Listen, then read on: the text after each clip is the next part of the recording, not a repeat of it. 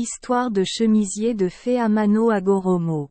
L'image des filles est présente dans de nombreuses cultures japonaises. Il existe des fées qui descendent plusieurs fois sur Terre pour transmettre des messages aux humains ou pour guider les âmes des défunts vers le ciel.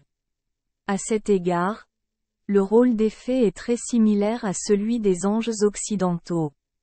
Il était une fois des fées qui descendaient sur Terre au bord d'un certain lac. Les fées ont enlevé leurs chemisiers de fée et les ont laissés près d'un arbre voisin pour pouvoir patauger dans la piscine et se baigner.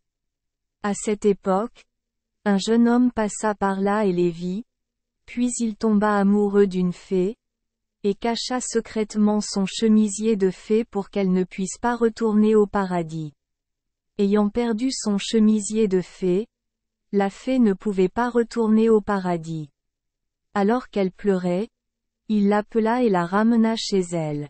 Quelque temps plus tard, les deux hommes se sont mariés et ont vécu heureux ensemble. Mais un jour, alors que son mari était absent, la fée retrouva soudain la blouse qu'elle croyait avoir perdue. C'est alors seulement qu'elle se rendit compte que ce n'était pas son chemisier de fée qui manquait, mais que son mari l'avait caché depuis longtemps, ce qui la surprit. Lorsque son mari revint, elle lui dit au revoir, enfila une robe de fée et retourna au paradis. Le mari au cœur brisé a pleuré et appelé la fée, mais il n'y avait aucun moyen de la faire rester. Merci les enfants des Esperluette Croisillon 39. Avoir écouté des contes de fées au jour Esperluette Croisillon 39. 8. Espérons que les histoires apporteront aux enfants des moments heureux et significatifs.